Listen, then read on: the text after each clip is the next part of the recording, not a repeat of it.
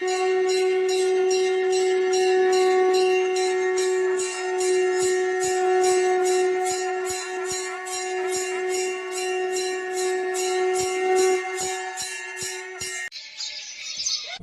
आपने शिव परिवार की तस्वीर में माता पार्वती, भगवान शिव, भगवान कार्तिकेय और भगवान गणेश को देखा होगा। हम सभी को लगता है कि भगवान भोलेनाथ का परिवार इतना ही है, परंतु क्या आप जानते हैं कि देवों के देव महादेव और माता पार्वती की एक बेटी अशोक सुंदरी भी है। भगवान शिव और माता पार्वती की कन्या अशोक सुंदरी का वर्णन पद्म पुराण में मिलता है। पद्म पुराण के अनुसार एक दिन माता पार्वती ने भगवान शिव से संसार के सबसे सुंदर उद्यान में घूमने का आग्रह किया। अपनी पत्नी की इच्छा पूर्ति के लिए भगवान शिव उन्हें नंदनवन ले गए, जहां माता पार्वती को कल्प वृक्ष नामक एक वृक्ष से लगाव हो गया।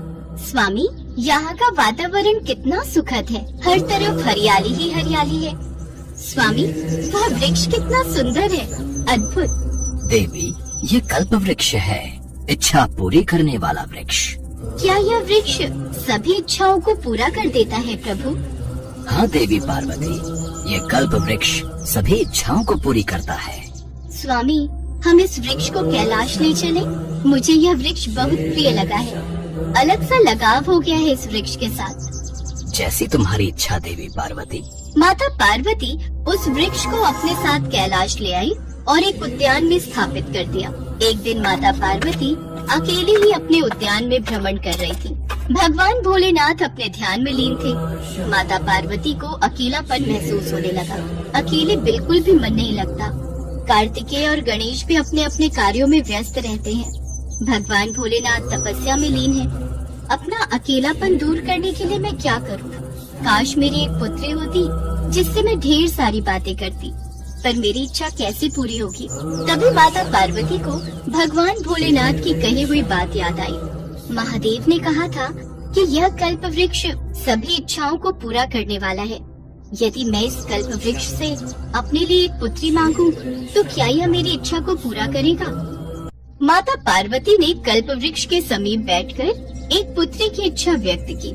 चूँकि कल्प वृक्ष मनोकामना पूर्ति करने वाला वृक्ष था, इसलिए उसने तुरंत ही माता पार्वती की इच्छा पूरी कर दी, जिसके फलस्वरूप उन्हें एक सुंदर कन्या मिली।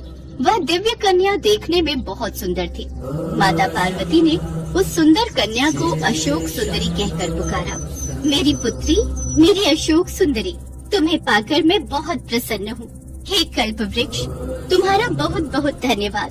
तुमने मुझे ये दिव्य कन्या वरदान में देकर मेरे जीवन में पुत्री की कमी को पूरा कर दिया। अब मैं अशोक सुंदरी के साथ खेलूंगी, खूब बातें करूंगी। महादेव भी अशोक सुंदरी को देखेंगे तो वह भी बहुत प्रसन्न होंगे। माता पार्वती अपनी पुत्री अशोक सुंदरी को पाकर बहुत ही प्रसन्न थी। तभी महादेव भी तपस्या से उठ चुके थे। उन्होंने माता पार्वती से उस कन्या के विषय में पूछा। देवी पार्वती, ये कन्या कौन है? महादेव, यह हमारी पुत्री अशोक सुंदरी है। यह मैंने कल्प वृक्ष से वरदान स्वरूप प्राप्त की है। आप भी तपस्या में लीन रहते हैं। कार्तिकेय और गणेश भी अपने कार्यों में व्यस्त रहते हैं। मेरा मन नहीं लगता, इसलिए मैंने कल्प वृक्ष से अपने लिए पुत्री मांगी। और आप तो जानते ही हैं, कार्तिकेय और गणेश के जन्म के बाद मेरी बहुत इच्छा थी कि उनकी भी बहन हो, हमारी कन्या हो। और देखिए ना, यह इच्छा पूरी हो गई। अशोक सुंदरी के रूप में हमें इतनी प्यारी दिव्य कन्या प्राप्त हुई है। इस